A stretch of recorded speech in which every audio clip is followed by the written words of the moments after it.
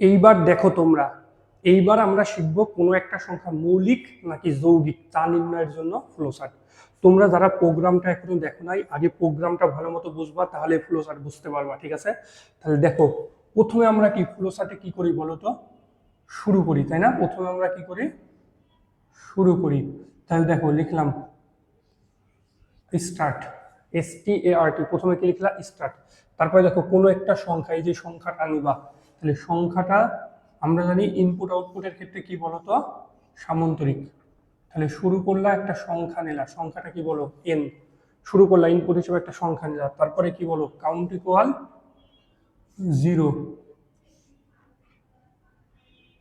বলো count equal কত? 0। তাহলে শুরু করলা, ইনপুট হিসেবে একটা সংখ্যা নিলা, কাউন্ট ইকুয়াল কত বলো? 0। তারপরে বলো i ইকুয়াল কত? 2। লুপের মান কত বলো?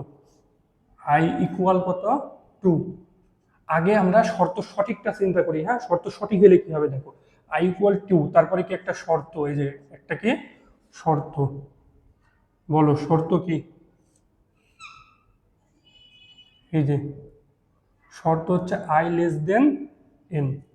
বলো, তাহলে শুরু করলা, ইনপুট হিসেবে একটা সংখ্যা নিলা, কাউন্ট ইকুয়াল 0, তারপরে i এর মান 2, তারপরে শর্ত। আগে শর্ত যদি সঠিক হয়, সঠিকের চিন্তাটাই আমরা আগে করি, হ্যাঁ?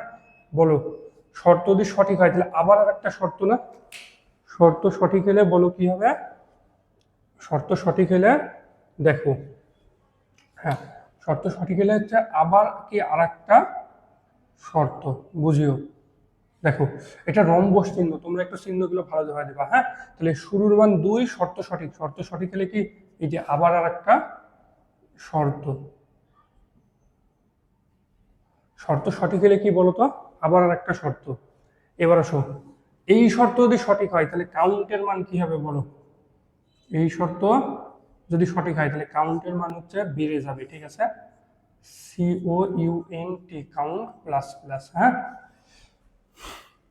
তাহলে ভালো মতো বুঝো আগে। বলো শুরু করলা, কি করলা? শুরু করলা, এই যে প্রোগ্রামটা প্রথমে শুরু করলা, তারপরে এই যে ইনপুট হিসেবে একটা সংখ্যা নিলা, কাউন্টের মান 0, i এর মান 2, তারপরে দেখো শর্ত, এই শর্ত সঠিক হলে কি বলো? আবার আর একটা শর্ত। আর এই শর্ত সঠিক হলে কি?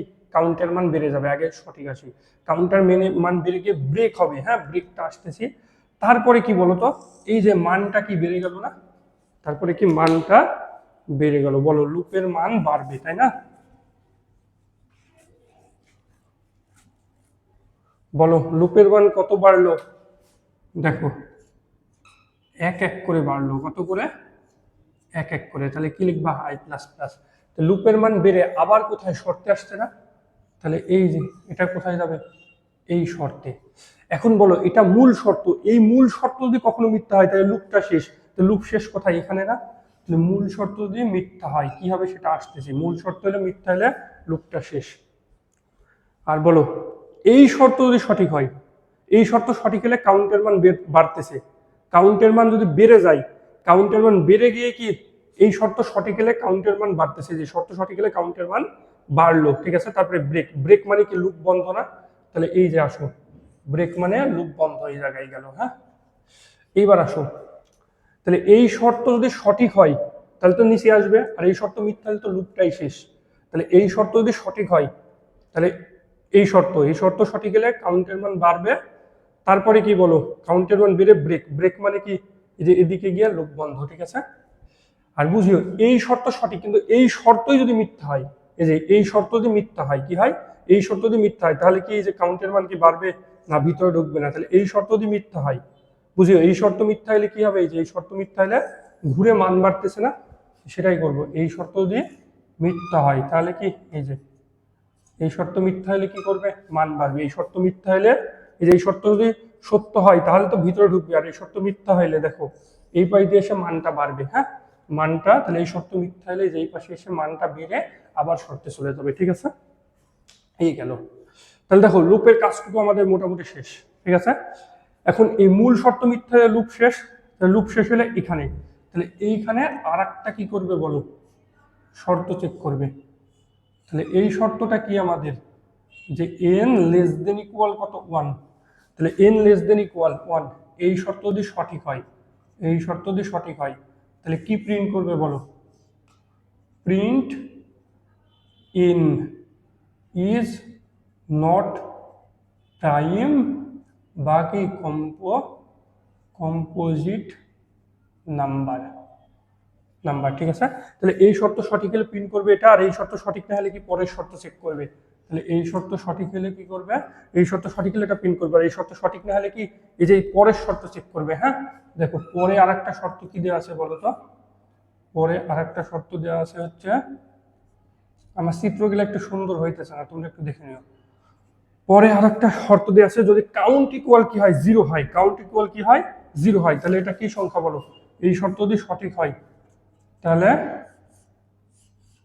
প্রিন্ট ইন ইজ কি নাম্বার?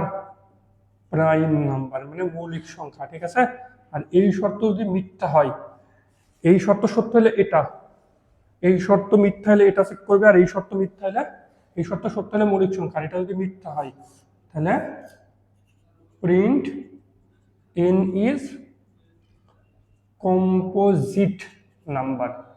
প্রিন্ট ইন ইজ কি নাম্বার? Composite number. ঠিক আছে, তারপরে এসে কি প্রোগ্রামটা শেষ।